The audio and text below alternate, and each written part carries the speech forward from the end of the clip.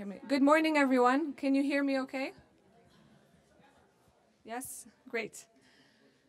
Um, Welcome to the Wilson Center. My name is Marissa Khurma, and I'm leading the Middle East Special Initiatives here at the Wilson Center. We're very delighted to be hosting this event today, focusing on women in the labor force in the Middle East and North Africa region. We have specialists from the World Bank who will be not only talking about the work that they've been doing in the region, but also sharing findings of a new study on the role of social norms in influencing women participation in the labor force. We also have a Georgetown professor, and I'll do the introductions shortly, who will bring in the anthropologist perspective to specifically hone in on the role of social norms. And why is this important? Because unfortunately, the region continues to have one of the lowest rates of women participation worldwide. There are many barriers to entry. There are also many barriers for women to stay in the labor force once they enter. But particularly today, I think the conversation will focus on social norms and what we see unfolding in the region, not just in terms of the challenges, but also the opportunities for change. So I'd like to welcome the panelists, and I'll go and introduce them very briefly. You have their bios on the sheets that we handed to you. Varun Gari is the senior economist in the Development Economics Vice Presidency of the World Bank and co-head of the Mind, Behavior, and Development Unit. Ms. Mariana Felicio is a senior social development specialist for the World Bank for Latin America and the Caribbean region, but has spent 10 years working on the Middle East. And Dr. Fida Adli, who's the associate professor from Georgetown School of Foreign Service. And will give us, again, the anthropologist perspective, and we're very much looking forward to this discussion. So this is a very interesting setup, as you can see. It's more of a casual cafe setup. We just wanted to make sure that you have, you'll able to see the presentation that Varun will give later on. So Mariana, I'm going to start with you. Having spent 10 years working on the region, according to the World Bank data, the female labor participation worldwide is almost at 50%. But when we hone in on the Middle East and North Africa, it goes down to about 20%. And this is disconcerting because the region has achieved progress in education when it comes to women. So there are, in some countries, more women graduating tertiary education than men. But that's not translating into the labor force. So why are we seeing these trends in the Middle East? Yeah, or you can do. Thanks. Can you hear me? Okay, this is working. Thanks, and thank you for, I'm very grateful of being here today. Thanks. That's a good question. And as you write, I mean, it's not just the World Bank data, all of the different organizations that track the data comparing regions. And so the global, the gender gap index still really analyzes different dimensions of women's political and economic empowerment, shows that, yes, the Middle East and North Africa region in the World Bank we refer to MENA. So if you hear me say that, that's what I'm referring to. It really does lag behind. One of the areas that persistently, and of course, having said that, of course, there's variation within the region.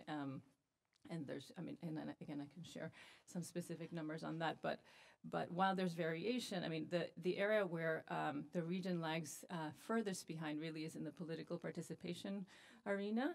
And it's really just having women in decision-making positions and being able to freely participate. But also economic participation is a huge issue, and that's something that we will, we will be discussing much more in depth today.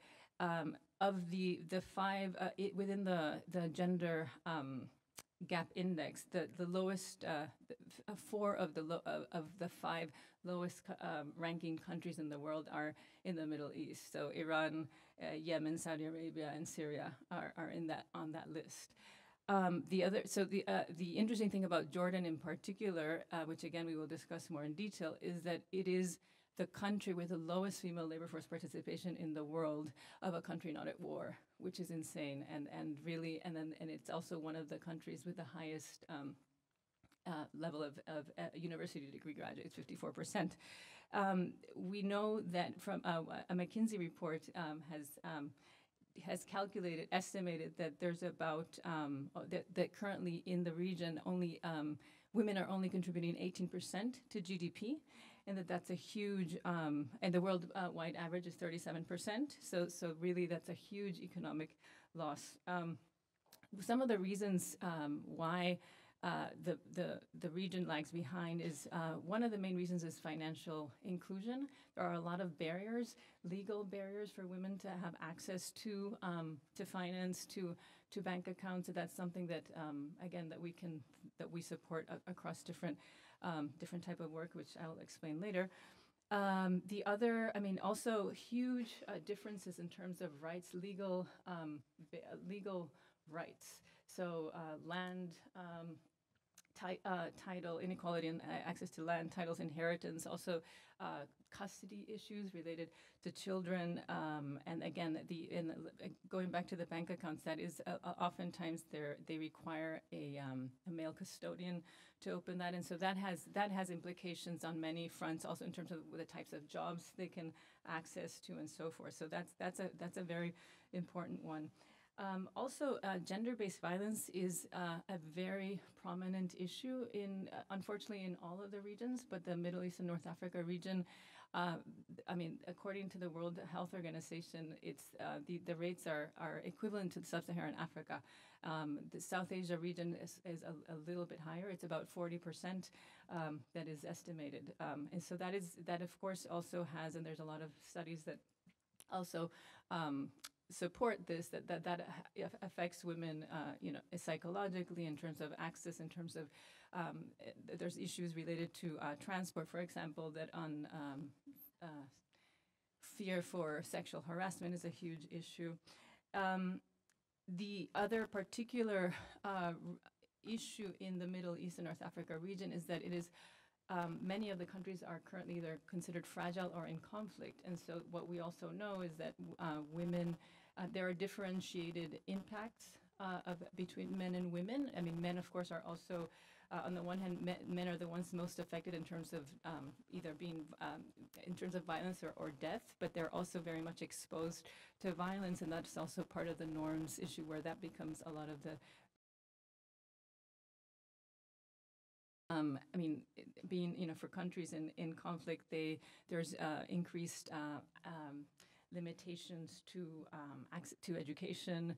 There are issues related to reproductive health, and of course there are increases in child marriages in some places, in terms of also again, gender-based violence and so forth. One of the areas, which is what the study looked at, really was the norms and stereotypes, and trying to understand and trying to make sense of this. Looking at the numbers in terms of education, and looking at the female labor force participation rates, is saying, do norms have something to do with this? How can we disentangle that? And that's really, again, I will let Varun go into that. There are a few, again, I can elaborate more later, but the study also confirmed things we knew, such as childcare, hiring practices, working in mixed gender workplaces is also an issue. But again, we saw that intra-household dynamics actually play a much more important role than what we had initially anticipated. We actually, our research team was just in the Middle East, in Tunisia and Jordan, and when we did ask that question, all of the points you mentioned came up. The fear of sexual harassment in certain countries, there aren't laws specific to sexual harassment in the workplace. If it exists, it might be very general, but not specific to the workplace. Of course, transportation was another one, and childcare services. If the law is in place, it's not being implemented, and there are efforts to get the government to implement it primarily with the private sector, but it's been an uphill battle. So I guess this is all consistent with what we've also seen in Tunisia and in Jordan. So I'd like us to hone in now on the issue of social norms, because there's so much there that I think you touched upon, Mariana. Why are we seeing these, dynamics? Does it go back to the guardianship systems and the legal frameworks that are in place that also restrict, women's movement and decision-making power? So I'm going to turn to you, Varun, and have us walk through the study that you've done. I know that there's the report that was released on Jordan and some work done in Kurdish Iraq. But I guess it'll be interesting to hear you just sort of explain the process and why are we looking at social norms in such detail. Yeah. Thanks so much, Marisa, and good morning, everyone. It's a pleasure to be here. As Mariana just mentioned, our point of departure for the study was the observation that Jordan has the lowest women's labor force participation in the region, and yet women have more education than men. There are a variety of structural constraints like transportation, accessibility of childcare, labor demand, but those, except childcare, affect men as well, and yet women aren't in the labor force. So there must be something about social norms here, right? So we were like, okay. Now, we wanted to investigate this kind of systematically, and so we started to think about, what is a social norm, how might it matter, and how would we measure this, right? And so we developed a year-long diagnostic, really, to prepare the ground for an intervention, and Mariana might say a couple of words about some of our ideas going forward, which we're proposing to our country team about interventions. But this is sort of a long diagnostic phase to really understand what's going on, what kinds of norms that are affecting the men or the women, how does this really work, who's enforcing them, there are different types of norms. So that's sort of, where we were. So let me just say a couple words about how we think about social norms. They're pervasive, right? We're all sitting, none of us is standing at the moment. Everything we do, is affected by a social norm. Many times we think of social norms as constraints. So if you think about caste in India or race, gender, they limit what people can do. For men and women, norms will have implications on when and how many children to have in the interpersonal relationships. Politically, who can hold office, who can vote. Economically, socially, what dress you wear, how you talk, how you stand. Economically, whether you can open a bank account, who decides about the money in the household, whether you join the labor force. So they're really powerful constraints. They're also enablers sometimes. Like they can enable certain kinds of economic activity. People often point to social norms to explain, for instance, why China and other East Asian countries have boomed over the past 50 years and other countries hadn't. Social norms change. We have had new social norms emerge in our world in LGBTQ rights, on wearing a seatbelt, smoking in public. These have changed pretty dramatically over the last 10, 20, 30 years. So oftentimes they're deep and constrained. Other times they seem more fluid. So, what's going on and how do we think about them? We use as our understanding of social norms this idea that a social norm is a rule for behavior and it's an awareness that everyone else knows about the rule, right? Common knowledge about the rule. That's sort of how we think about it. There's sort of like a normative piece, that's what we're supposed to do, and also an empirical piece, that is what people do, and we all know that's what people do, right? So it has these sort of funny aspects. Where do they come from? Well, they arise from the fact that we're sort of social animals, really, right? We care about status and hierarchy, we exist in social networks, and we sort of care about what other people think of us, Where do they emerge from? Kind of a mystery. Why do people wear black at funerals in some countries and white in others? I don't really know. I'm not sure. Maybe as an anthropologist can investigate, but often they're like, We like to study funerals. yeah, it's mysterious often, and it's how do you change it, right? If you want to change a law, there's a process. You know, you sort of have a bill in one house, in the other house, the president signs it, you have a new law. How do you change a social norm? Well, you sort of have a campaign, you talk about people. Sometimes the only way to change a social norm is to break it, right? If you sort of want men to dress differently, you're a man, you start wearing mascara, right? It's like, whoa, you know, it's like, that's how you change it. It's not a clear process, right? It's more informal. So that's a little mysterious, but we do know some things about why norms persist, right? The persistence is a number arises from a few factors. One is high transition costs. Imagine we all wanted to shift from reading left to right to left. That would be pretty hard to do, right? It would involve change in education and social practice, you know, huge. Mobilize self-interest. If you want to suddenly, you know, say get, you know, there's work trying to get rid of FGM in Africa, and one of the things people identified was the sort of economic interests of the practitioners, right? So they sort of targeted that. So there's mobilized self-interest in favor of certain social norms. Self-fulfilling expectations, right? So sometimes you do things just because you think other people do them, but you could be wrong about that. I'll say more about this in a second, but you know, what we used to call the Arab Spring, you know, suddenly people realized that, oh, I thought everyone supported Mubarak. I guess they don't. I guess I don't either, and I can say it, right? So there's a misperception about support that can unravel very quickly, and that's something I'll say a couple more words about. Then finally, what our friends in anthropology and sociology might call schemata, deeply internalized sort of mental structures about how we perceive the world, right? They can sustain it too. So let me say a word about transition costs. This is Sweden, September 3rd, 1967. Sweden shifted from this is a picture in the morning when they shifted from driving on the left side of the road to the right side of the road. Everyone's driving to work and they said, oh my God, today, really?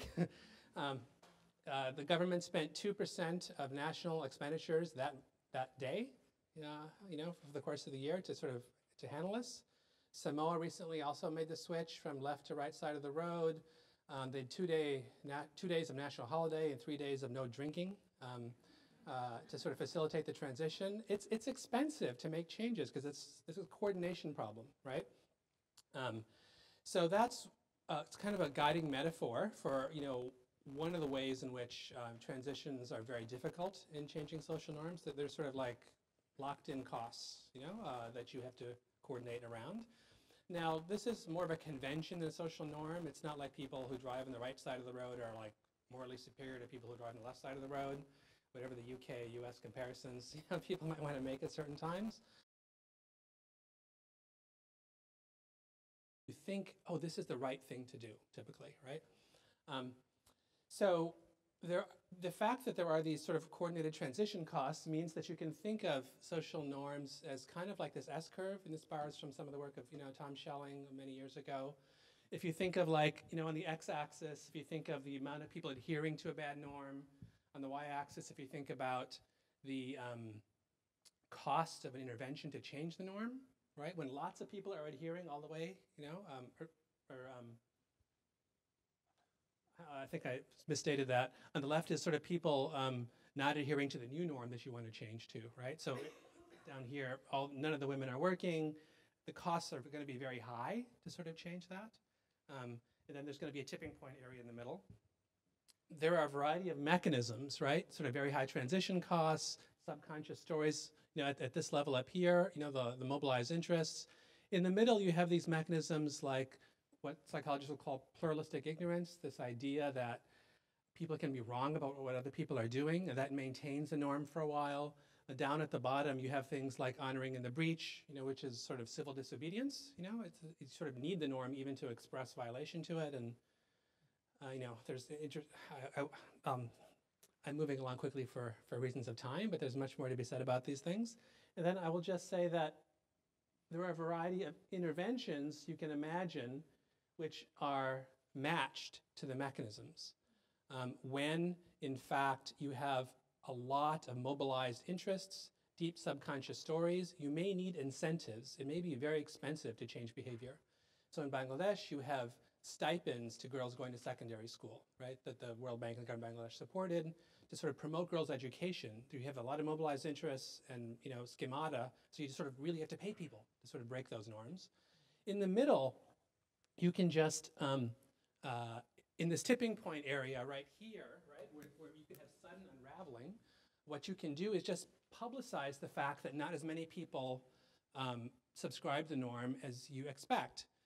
One of my favorite examples of this is a Princeton University study by Deborah Prentice and others. They asked a bunch of Princeton students, how many other people do you think drink on campus? And then they randomized people to two groups, and they said they provided information. To one group, they got information about how drinking's bad for you. The other group got information in which they corrected the overestimation people typically had about how many other students drink, right? They went back and looked several months later. The sort of don't drink, bad for you, blah blah blah, didn't do anything. But what did make a difference was when they corrected the overestimation of other people drinking. And people thought, well, I've got to sort of do what other people do. Oh, they're not drinking as much as I thought, and then their own drinking level went down, right? So that's a relatively cheap intervention in which you're in the middle of that S-curve, and you can sort of provide information to correct that problem. And there's some evidence that Jordan is in that position. I'll tell you that a little bit later. Okay, so as Mariana mentioned, Jordan has the lowest female labor force participation in the region. In the world. Of a country not at war. The country not at war, yeah. I think that's yeah. Even though women are more educated. So what we did was to try and put together a structured approach to measuring social norms. And we measured the social empirical side.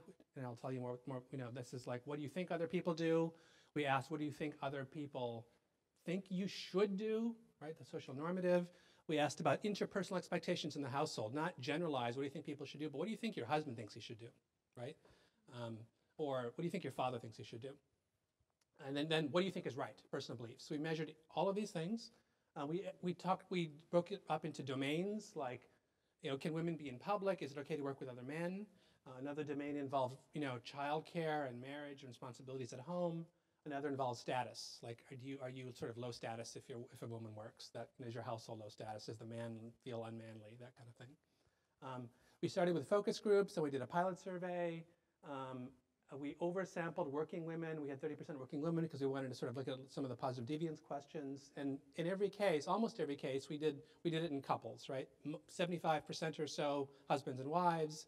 The remaining 25% were like fathers and daughters or brothers and sisters. About 2,007 people, about 1,000 households in Mafraq, Zarqa, and Amman, right? Urban, peri-urban areas. So for personal behavior, for instance, we asked, does your spouse work outside the home, right? Their behavior. Social empirical expectations. Out of 10 women, how many work outside the home? What's your guess, for people who live around here?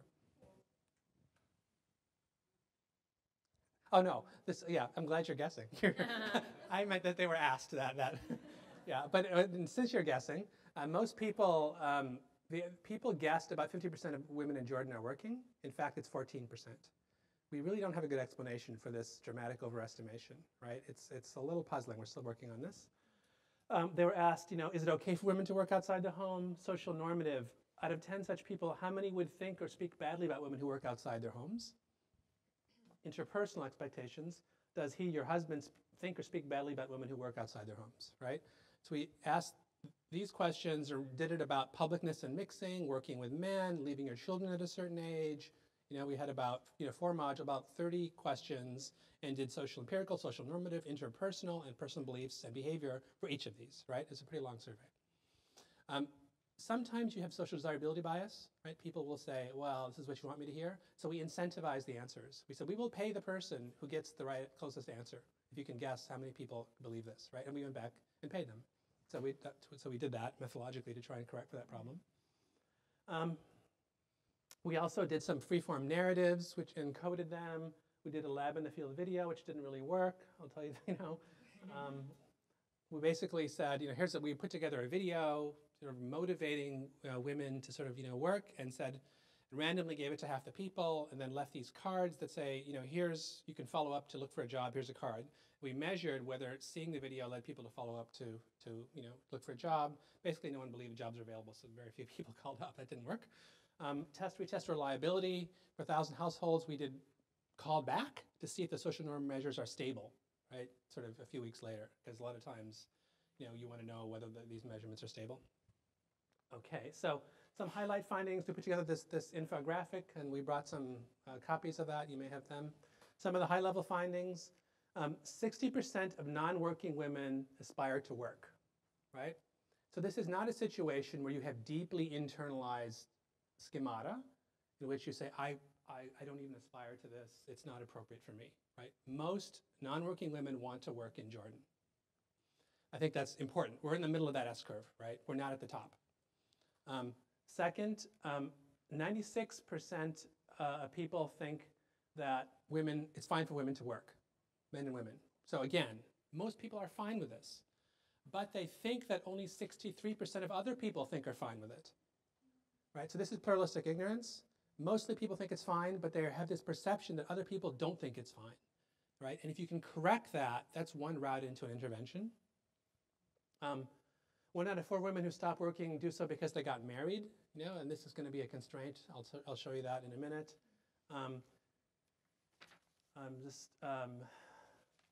Jumping all the way down to number 7 here, only 17% of men are okay with working mothers returning from work after 5 p.m. That's a big problem. Only 17% of men are okay with working mothers returning from work after 5 p.m. So, and I'll show you this more in a second, although 96% of people say it's fine for women to work, if you start digging deeper and say, well, what if she's working with men? Oh, maybe, drops. What if they return home after 5 p.m., all the way down to about 20%, right? So in general, it's fine, but if you actually start digging, it's going to be not as good. So this is exactly that finding. The blue is personal beliefs, so I'm just going to focus on that. 96% of people think it's fine for women to work, but if you say work outside the home, it falls to 80%. Work if married, 72%. Leaving a child with a relative, 54%. Work with men in a mixed gender environment, 32%. Return after 5 p.m., 26%.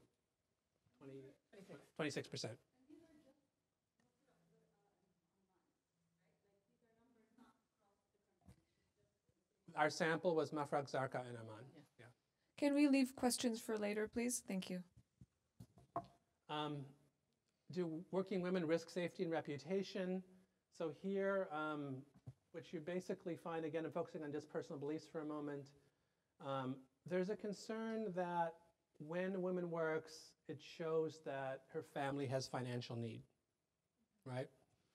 And also, you have, about 20% people personally believe that it means the husband cannot provide, right? And the husband's not in charge, right? And I'll tell you, they're overestimating, although they say, I don't really believe that it means the husband's not in charge. About 40% of people out there think it means the husband's not in charge, right? So they're overestimating that view. And this sort of like the male breadwinner norm, rather than the female working norm, may be really what's at work here. And I'll give you a little bit more data on that. So some quick methodological things. We did a standardized social norm index. The most liberal group was working women. The least liberal group, the most conservative group, was men with non-working counterparts. If it's sort of working women, non-working women, men with working counterparts, men with non-working counterparts. Men with non-working counterparts were the most conservative. We standardize all and put all this together. I'm going to skip this in the interest of time. We asked people, how happy you are, and basically found, is that me? No. We found that as social norms become more liberal, people are happier. That's a happy story for those of us, who want to believe that, that things can work. A blizzard of data. I just want to say that social norms matter. If you look at the first 4 columns, and for so basically in columns 5 and 6, what we're looking at is the woman working? And we're finding that personal beliefs, the inter-household index, and social empirical norms are correlated with the women working. And then among non-working women, It's personal beliefs. Do you want a job, and have you looked for a job? It's the women's personal beliefs that matter. And then another blizzard of data. What I just want to take away from this is that, and this is at the household level. This is putting the husbands and the wives' responses together and looking at a particular household, looking whether a woman's working, and look what matters. It's the personal beliefs of the man, right, that are going to be most strongly correlated with whether a woman works. Not the personal beliefs of the women, not the social empirical expectations, not the social expectations, the personal beliefs of the man, which seems to be driving behavior, right? So this is sort of part of our exercise in thinking through, if you're going to target social norms, whose social norms, who do you look at, what kind of message do you send? And what's emerging is that it's the male breadwinner norm rather than the women not working norm that may be driving what's happening. So wrapping up, we sort of develop an approach to measuring social norms. We find that personal beliefs of the man are particularly important. Some limitations of the study are that, I didn't talk a lot about social normative expectations, but I'm not sure we measured that all that well. The retest reliability standards was, if you estimated, say 2 people worked, if you said 3 women out of 10 are working, when we go back and ask later how many are working, 95% confidence interval went from 1 to 5, right? So I think it's not bad, but it's not perfect either, right? So people don't really have really good information, but it's sort of hard to know. Like if I tell you how many people at the Wilson Center show up to work on time, I'm not sure you'd be able to estimate that social norm, And then policy implications. Social norms are not deeply internalized. A tipping point is possible. We're in the middle of that S-curve. It's acceptable for women to work, but expected gender roles are constraints. Target male beliefs, right? It's the breadwinner norm that's driving what's happening. Perceived financial status is important. And early intervention ideas, we're thinking about edutainment and competition among firms, which is some work we've done in Kurdish Iraq, where we've done some interventions along those lines. I'll pause there. Thank you, Varun. You gave us a lot to process. I'm going to turn it to Fida to comment on the findings, and then we can go back and forth. Sure, great.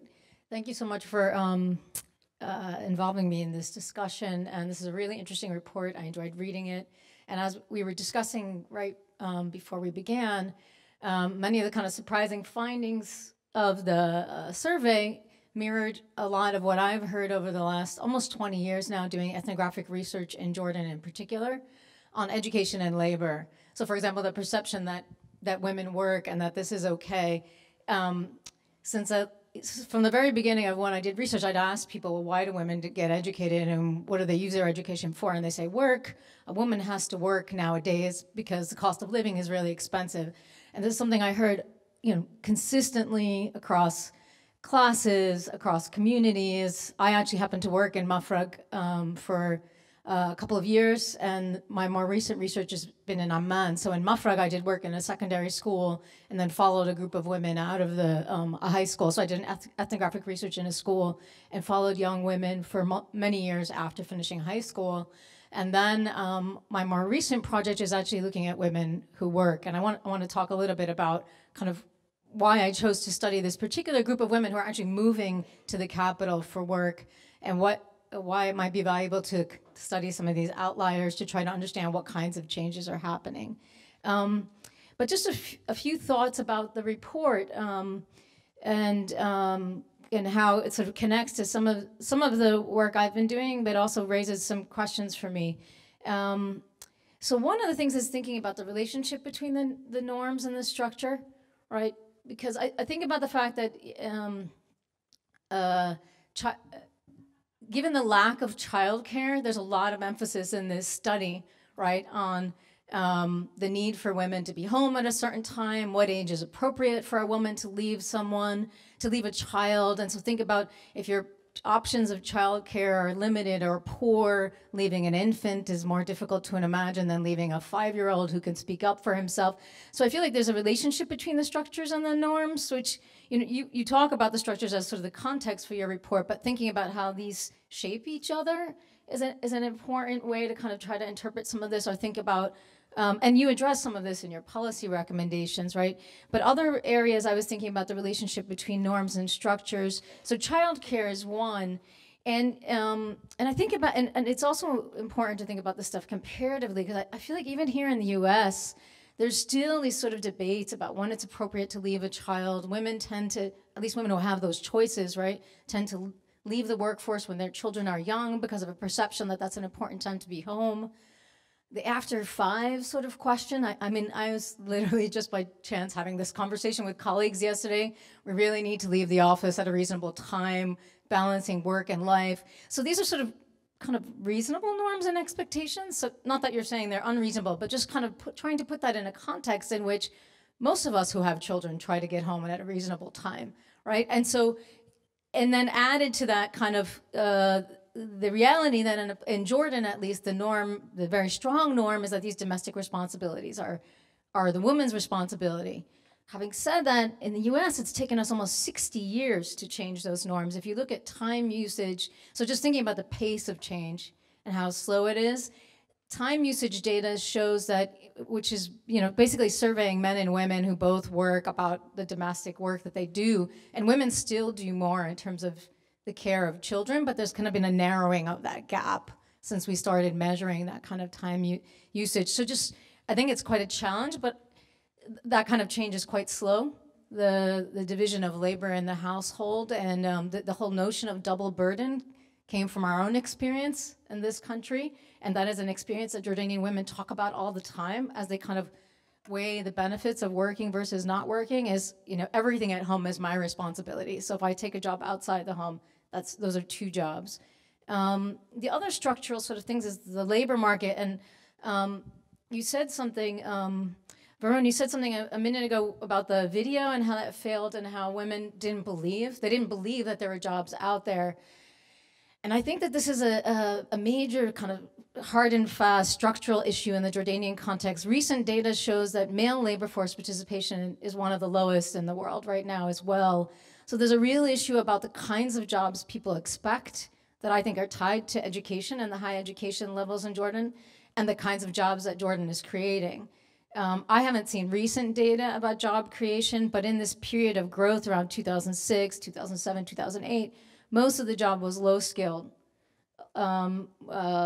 labor in construction and in agriculture, and most of that labor was being filled by foreign labor.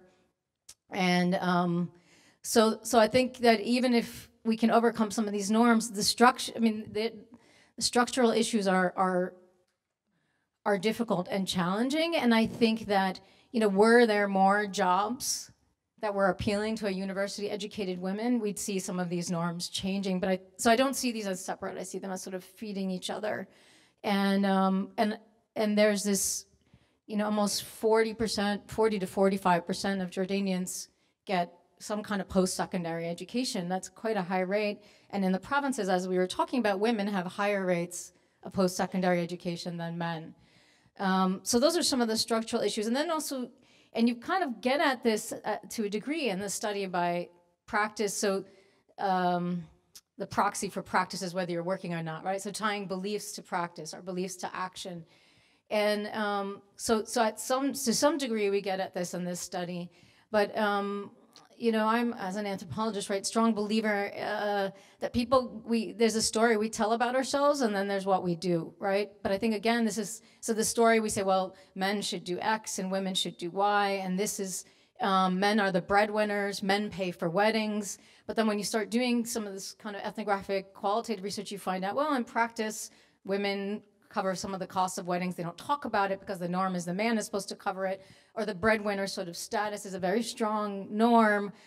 So there are ways in which we are sort of quiet about other things that are happening so as not to upset that norm. But I think, again, it's sort of about what opportunities present themselves, right? That we may hold this norm, but if a good opportunity comes up or an acceptable opportunity, and I think you've hit on some of the acceptable issues are, work hours. The other thing I was going to say is that, you know, there's this real cost-benefit analysis on the part of women, again, once they get married and have children and so you see among single university-educated women, pretty high rates of employment or actively seeking employment. So almost 65% actively seeking employment or in the workforce. And among single university graduates, the majority of them are going into the private sector. But more recent data sort of shows that the private sector jobs are becoming more precarious. They used to turn into formalized jobs, but kind of more stable jobs, but they're increasingly becoming more precarious. So you'll meet young women who are working in a firm who haven't been paid for 4 or 5 months, for example. So I just want to say one thing, because I don't want to take up too much time. So the work I've been doing now, my first project was sort of thinking about why women might value education even if they weren't going to work. And the whole project was about kind of the value of education beyond work. Thinking, and in the report you talk about kind of the reasons why people value education in addition, above and beyond kind of labor. But in the kind of flip of that original project, I decided to try to understand how women could overcome a lot of these norms and able to pursue work because they believe they should be working because of their education. And so I've been doing research amongst a group of women who are traveling from provinces to Amman to work and living on their own. And so they're breaking quite a number of norms, moving to the city, living on their own. I mean, those are actually the strongest norms that they're breaking. And so sometimes living in Amman for 10, 12 years, working, and they're professional women. They're all university educated, which is kind of a different sort of migration. A lot of the work about rural to urban movement of women for labor is for factory work or other kinds of work. These are all university graduates. And so it's in part a function of how Jordan has kind of made public university education available in the provinces. And these women are moving to the capital to work. And the question for me was, how do you convince families? Because not only are you breaking all kinds of other norms, but you're living on your own in a country where that is not the norm, even for men, until they get married, unless they're migrating to work. And some of it is, I mean, how and why they're able to do this. People assume it's financial need. People assume, and this kind of spoke to the perceptions of a lot of the people you spoke to, that the rest of society is more conservative than I am. Like, this is okay, but I assume most people wouldn't accept this. And I face this all the time talking about these women. They say, oh, if their families are letting them go to the capital, they must be exploiting them. They must be sending them so that making them work and taking their money because they need their money. And that's sort of the perception. And that for the majority of there are over 45 women who are part of this ethnographic study, and there are about 15 of them that I've now been following for over 5 years to see kind of what happens if they get married, if they change jobs. So the perception is that everyone else is more conservative than I, and that there's no way a father in a place like Shobak or Tafila in the south of Jordan, would let their daughter go study in Amman unless he was exploiting her. And that really, with a couple of exceptions in the sample, that was not the case. And in fact, in some cases, these women are barely making enough money to survive in the capital when they first come. Some of them do become significant breadwinners, but not all of them. And so need is not the full reason. Again, it's tied to education, but it's also tied to the persistence of these women. So I'll end on this anecdote. One woman, I said, well, how did you convince your father? Because she said her father was opposed to her going to Capitol. I cried for a year. I cried for a year, and I told him I was miserable, and this was a terrible fate for somebody who had studied so hard and worked so hard. So, I mean, it's an anecdote, but it gives us a sense of how these kinds of changes happen, because I heard a lot of this. It took me months to convince them. It took me this, it took me that. And because change is difficult, but it's happening, and that's what's interesting to see as an ethnographer, and specifically because I'm focusing on a group that seems to be so outside the norm. How is this change happening? What are the impacts? What are the effects on these families and these young women of this kind of migration, which is why I continue to follow them. But I think that, again, to go back to the structural issues, the labor market dynamics are a huge barrier in Jordan. And I don't know how, since I studied, I don't know how different that is than some of the other contexts in the Middle East. I mean, I have some sense, but it seems to me that they are particularly challenging. And this latest data on men's unemployment, not just unemployment, completely out of them, no longer seeking work and not employed, was really stark. Yeah. Thanks, Fida. You bring up a number of interesting issues.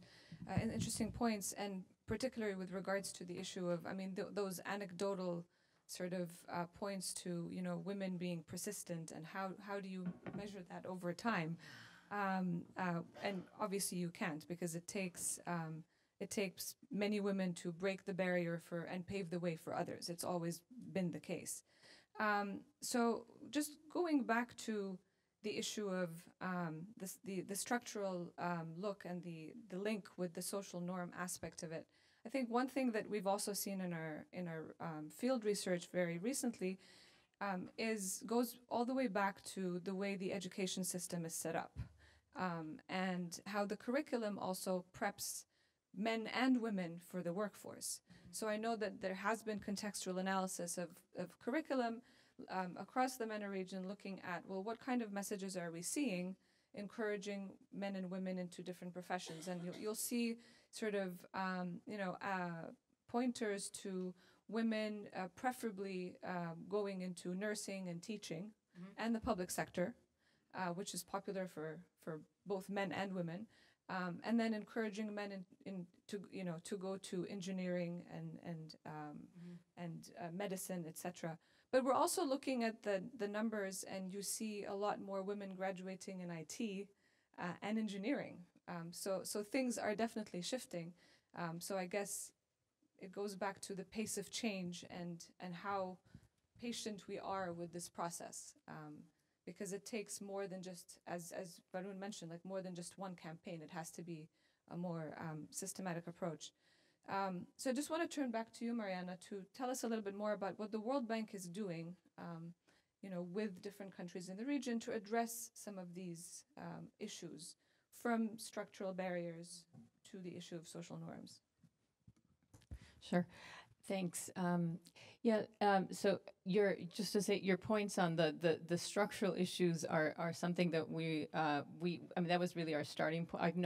We acknowledge that from the beginning, and so I'll come back to that. But just to say we're fully cognizant, and I think Jordan is particularly is a little bit worse off than most of the countries in the region in terms of the economy. So the World Bank has, before I go into the specifics of the Middle East and North Africa region, the World Bank has a gender strategy. And so it has 4 pillars. The World Bank is extremely committed to supporting gender issues, gender equality issues. And so basically it has 4 key objectives. The first is to improve what we call human endowments, which has to do basically with human capital. The other one is to provide more and better quality jobs. Also to remove barriers to women's ownership and control of assets, and to enhance women's voice and agency, and also to engage boys and men in that process. So those are the core 4 pillars. And again, I can't emphasize enough how much support there is from at all levels on really trying to seize every opportunity we can to strengthen these areas. We, as the World Bank, we basically in this space where we basically can. Obviously, we work with the different countries around the world, and we really try to. We try to respond to requests, but also to push the needle on issues. So we're very engaged on policy dialogue, also through investment projects, through specific sectors, and we also conduct analytical work, which is where this falls in. But of course, the importance here is to make that link between when we do this kind of innovative work, how can we link that into the policy dialogue and into the projects that we design to have an impact on the ground. And so one of the things, for example, one of the things we've done in the case of Jordan, and it's happened in other countries too, where I think it's a good example of marrying these the relationship between the norms and structural issues. So one of the things we learned here was that flexibility, providing a family-friendly policies, and flexibility was one of the most important aspects. And so going back to, it doesn't, So the issues you raised, Fida, about, I mean, women making a choice between juggling, and as you said, it's not just in Jordan, it's in all over the world, frankly, not just in the U.S. as well. But it's kind of making this choice of having to do 2 jobs versus 1. But having said that, we did find in this, the study did show us and prove that flexibility is a very important aspect. And so we were fortunate that at the time that we published the study a year ago, and right around that time, the World Bank was negotiating a very important development policy loan to Jordan that cut across multiple sectors, but one of the areas we were working with was with the Ministry of Labor. And we were able to, and so basically what this type of instrument, we have different types of financing instruments, but basically this one is requires, in order to disperse funding, there's agreements around policy changes.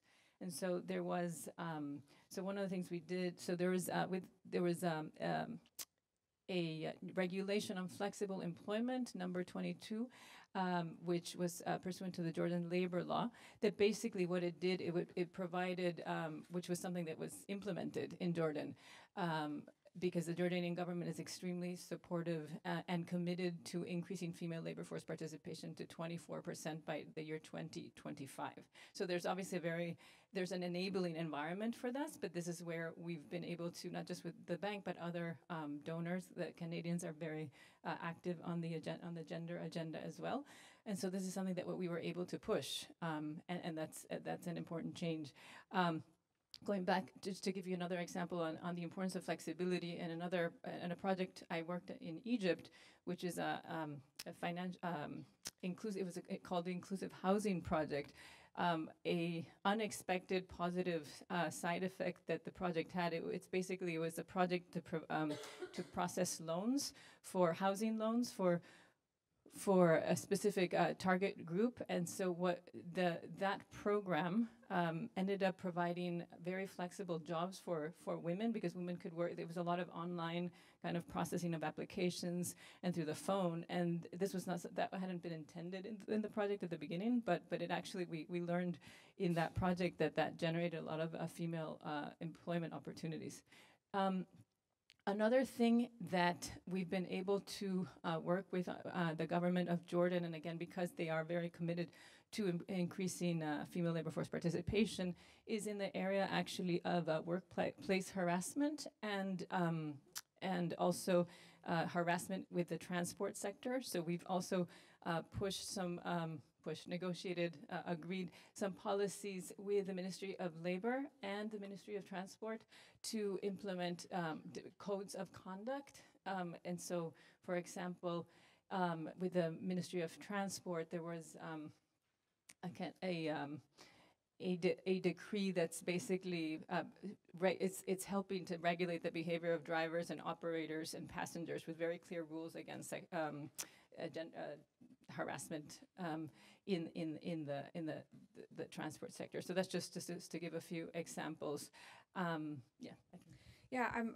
When you mentioned first flexibility, I couldn't help but think about a headline I saw a few years ago of a woman engineer based in Saudi Arabia who put out an online ad for women in IT and engineering to work from home. And then for the next week, she was flooded with online applications from women with the specific requirements, because it was flexible, it was working from home. So I guess that's one aspect that interventions should be looking at. And to your point with regards to introducing these codes of conduct, I think something that we've seen in our discussions just most recently in Tunisia and in Jordan, but particularly in Tunisia, where they've sort of they've covered so much territory with regards to addressing sexual harassment, at least legally speaking. There was still the actual behavior of people. So you can introduce a code of conduct, but then you have to train public sector people in the Ministry of Transportation, how do you then translate all of that? There's so much more work to do. There's a reason why women feel much safer taking Uber and Careem in the Middle East and North Africa than taxis, because there's an accountability mechanism there, and there's a company and a brand name associated to it. So I think those are also interesting aspects. Varun, I want to turn to you to ask you about any generational divides that you've seen, if there were differences between sort of the brothers, the fathers, and maybe other relatives or other guardians in terms of their views on the workforce. When we split up the sample, separating out married women from the brothers and sisters and the fathers and daughters, we found that it wasn't so much the personal beliefs of the male that mattered as much, but it was the social empirical expectations of the woman, you know. So for the younger women, it was more about, and younger unmarried women, it was more about what they think other women are doing, right? Sort of more of a classical social norm rather than sort of the interpersonal expectations of the person that they're with. So that's one observation. I think that speaks to that. We put an age in the, as a control in all of these, and didn't find anything really stark in that regard. We did find that we had another estimation, which I didn't show you, which sort of tried to predict where liberal social norms come from. Look at putting in education and everything like that. And one interesting finding was that we found a significant Amman fixed effect, controlling for education and age. People were more conservative in Amman than the other regions. That is interesting, and also not surprising, because in multiple trips to different provinces, but also when you talk to sort of rural women, they always have a different view of, well, yeah, we all contribute here, so I guess that's not as surprising. Sorry, can I ask just a yes, follow-up? please. So class, is that something that figured in, or did you have any way to measure We had class? household income. Yeah. So was that a significant factor?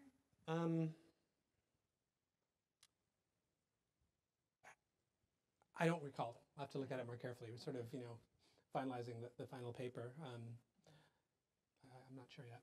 I want to just comment sort of on your point about structure, if that's okay. Yeah, please go ahead. Before we turn to you. So I completely agree, and I think that there's a two-way relationship between norms and structure, right? So on the one hand, people will think, well, of course a woman can't leave her children at home because where are they going to go?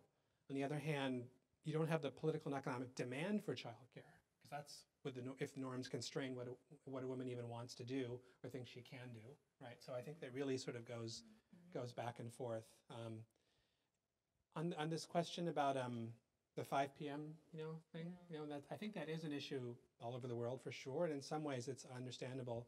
But when we asked about it, it wasn't sort of like, should a woman come home? It was like, is it okay for a woman to work if she comes home after 5 p.m.? And I'd be a bit surprised if in the US you only got 20% saying yes to is it okay. They might say it's not ideal, it's not desirable, but is it okay? It's a more stringent question about the norm. So I think that was like the noticeable. permission, like giving her permission to be outside of the house after 5, which goes back to sort of. It would be interesting to see how it was asked in Arabic. Like, is it masmouh? Or, it would be interesting. Yeah. It could change completely depending on how it was asked in Arabic, precisely to your point.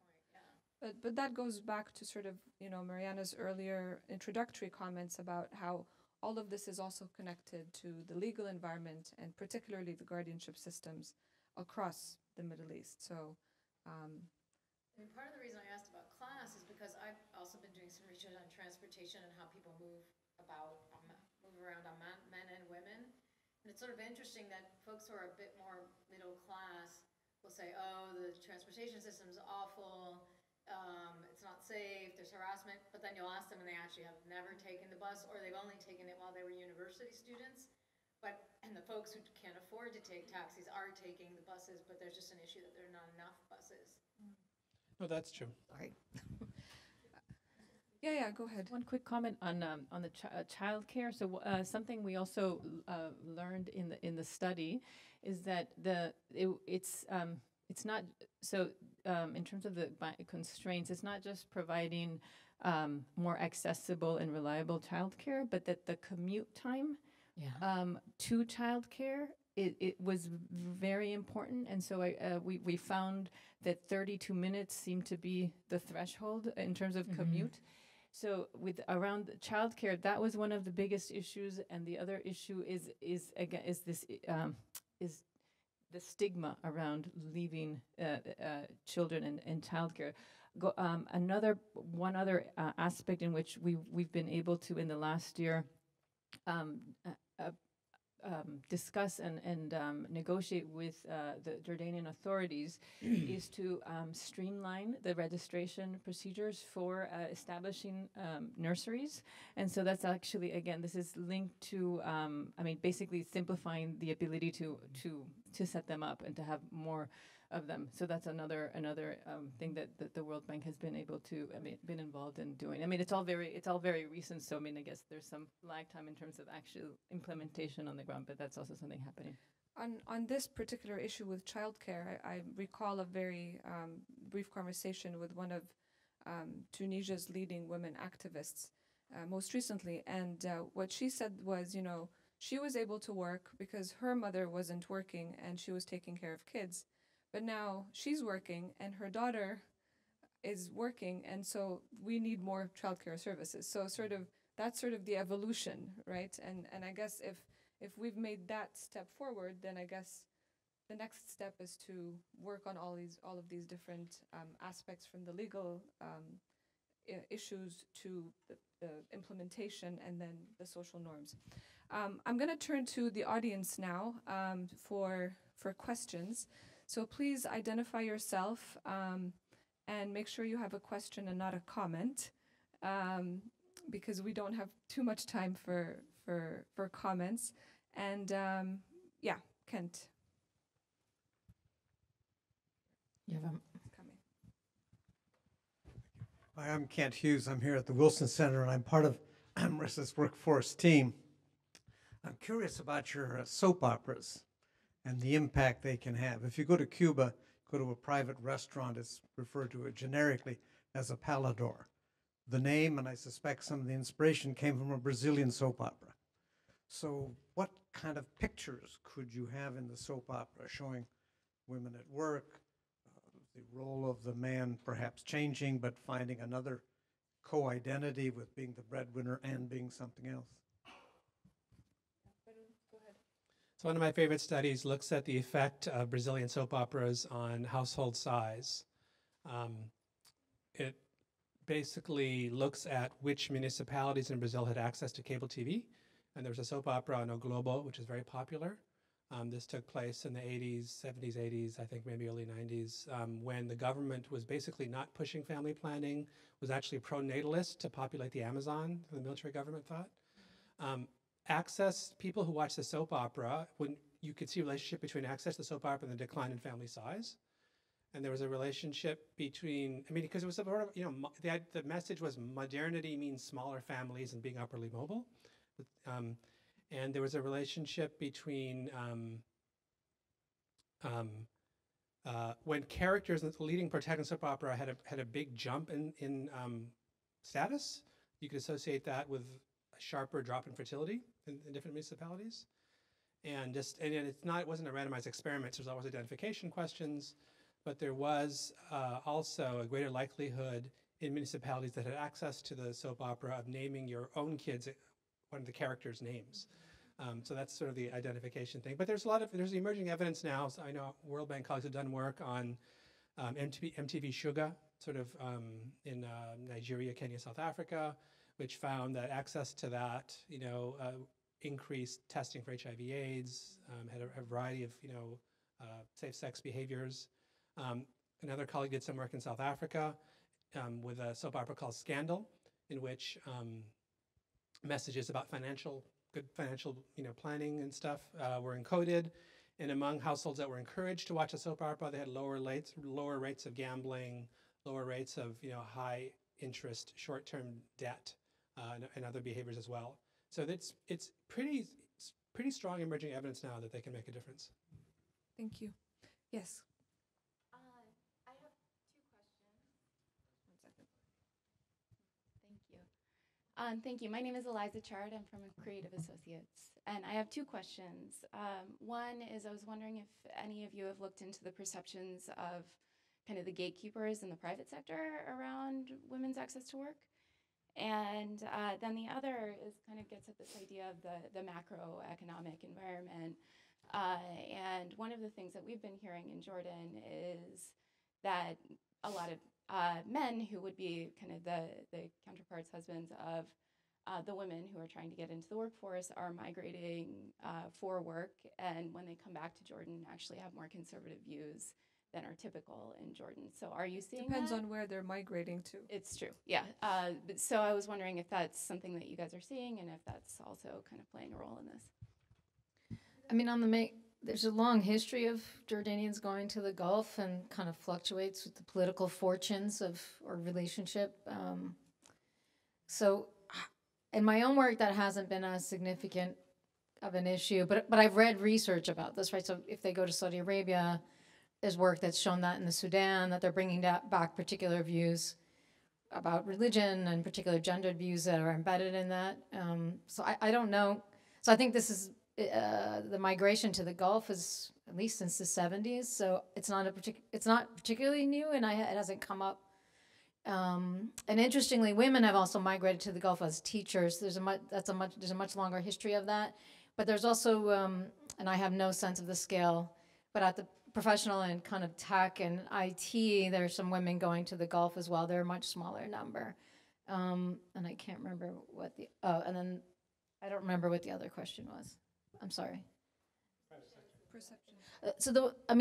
Both anecdotally and the research I've seen is you see there are barriers in the private sector. There's more security in the public sector. In the private sector, you can, technically by law, you might not be able to, but you can fire a woman because she's pregnant, because she's gotten married, because there's a perception that she won't have the time or she won't be able to devote the time that she needs to the job. There's probably bigger wage gaps in the private sector because the public sector, it's more formalized, and there's greater equity within the public sector and greater security. But much like women have faced in many other places, right? If you get married, you get pregnant, you have a child, you're seen as a potential liability in the workforce. Yeah. Very quickly on this last question. So actually, hiring practices and discrimination and sexual harassment in the workplace were also, are one of the key barriers as well. Also, another important barrier is the ability for women to have a career path, basically, that there's a ceiling to them, and so that's something that we, again, that's real, and it happens, and it happens. Not just in Jordan, in other places too, and there is a huge pay gap. But that is also an area where, particularly with our private sector arm at the World Bank and also the IFC, the International Finance Corporation, there have been several initiatives. Where when we engage with companies, where to try to provide incentives and promote more gender friendly policies to address this issue. Yes, please go ahead. My name is Sherry Youssef, and I'm with FHI 360, and I have to confess I haven't read the report in its full, but I have a question of whether you all made a distinction between kind of subjective and objective barriers. I think there's been so much focus from the World Bank and every other donor on those objective barriers in terms of transportation, daycare, and there's a lot of unintended consequences. For example, the private sector has to have daycare provision for 50 employees, so they don't hire the 50th. Flexibility is there, but they don't want to hire women because of the flexibility. And I'm wondering if you dug into any of that. And then I guess a segue to that is, was there any emphasis on those subjective barriers, which I think are far greater than the objective ones like transportation, daycare, pay equity?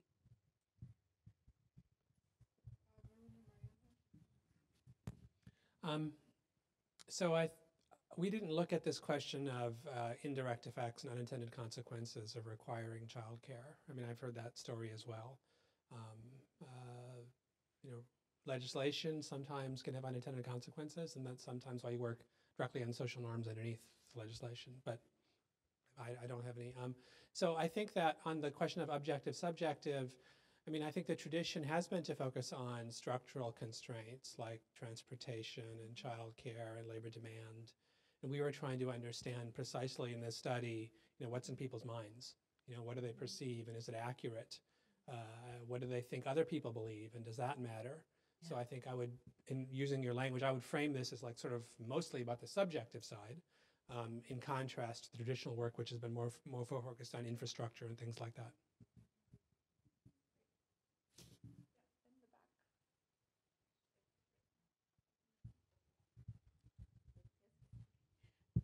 Hi, Taylor Brondrell from the Center for Digital Development at USAID. The idea of women working from home was brought up as like a potential way for women to enter the labor market in places where it's not so common to work outside. But is there a potential that that will reinforce the social norms that women can work at home and shouldn't be working in mixed environments outside of the house, if potentially there were projects on that in Jordan?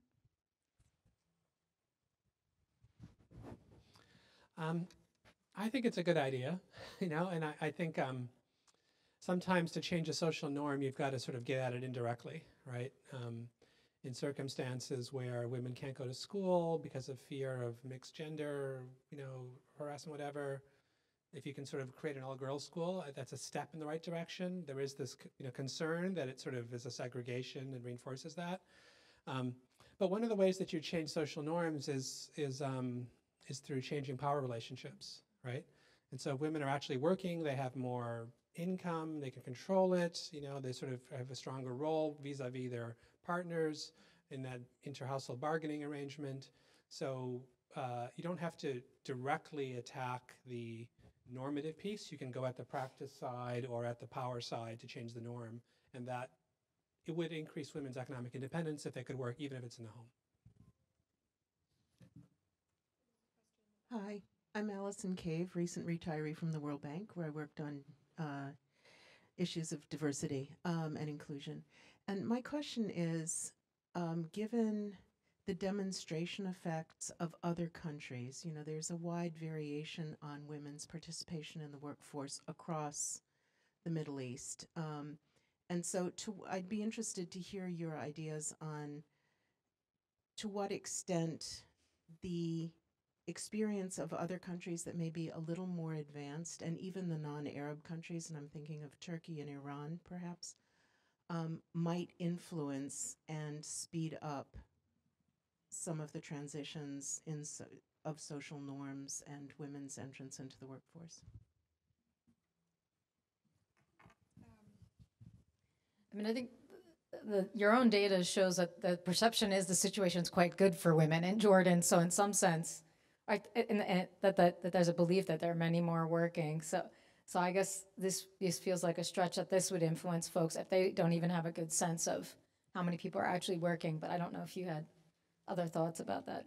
I just had one comment on that, and I think that's and it's nice to see you, Allison.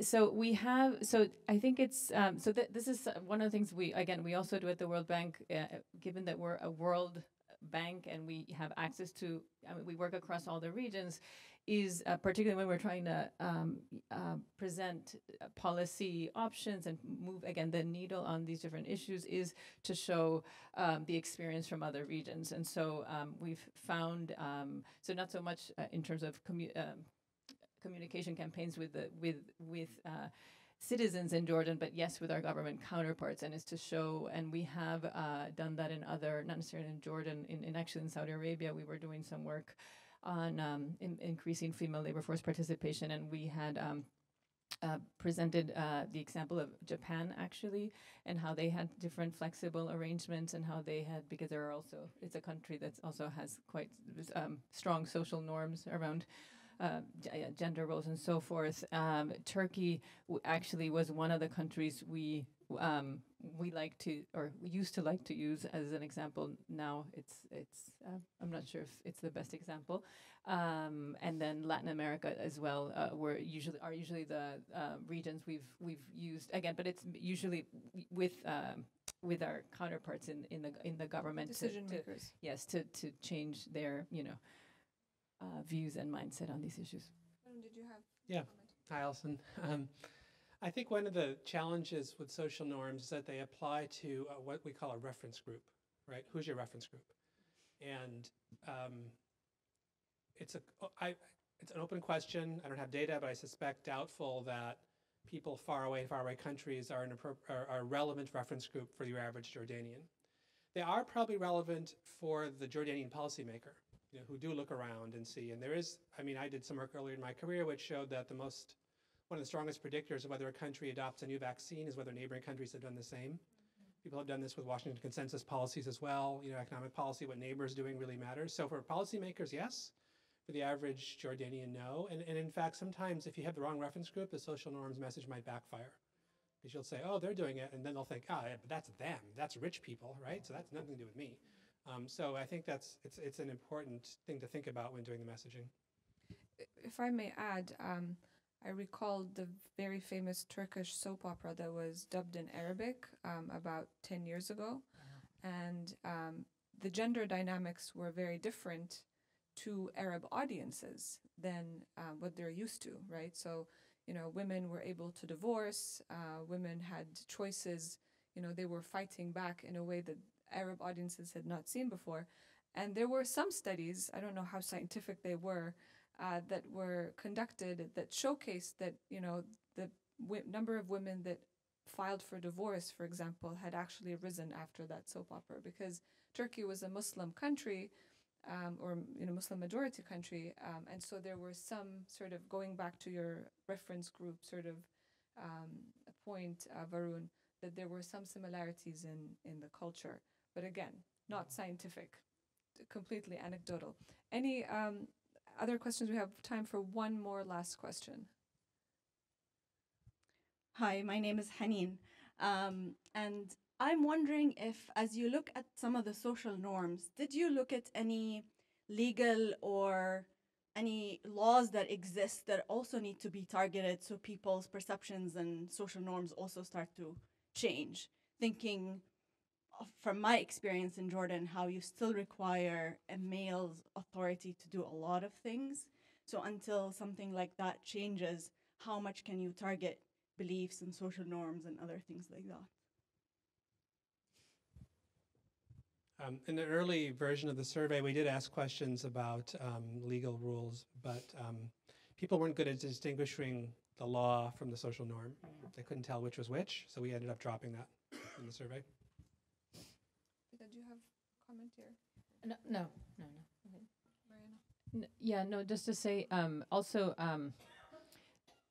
for us, we have some comparative advantages in some areas and not so much in others. So it is a bit tricky for us as the World Bank to, when we're talking about intra-household dynamics or these issues around culture, like having a custodian, it's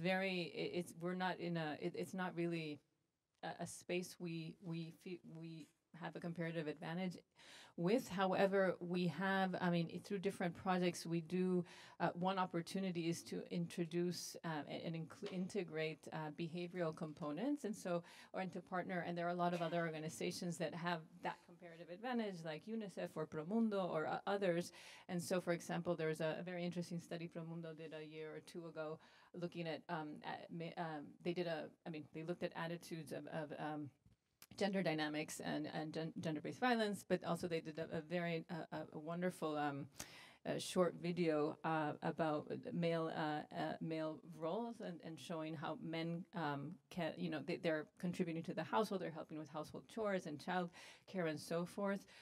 So that's so I think that's an opportunity. So partnering with organizations like that is something we can do. Anyway. Thank you. We don't have any more time for questions. Unfortunately, we have to vacate for another event that's happening at noon. So we're very busy at the Wilson Center today. So I just want to thank the panelists for their presentations and for sharing their thoughts and the work that you've been doing. So thank you very much for being with us today. We look forward to also the findings of the Kurdish Iraq study once it's out, so keep us in mind. And for those of you who haven't seen the report, I encourage you to do that. And thank you again for your participation. Thanks. Thank you.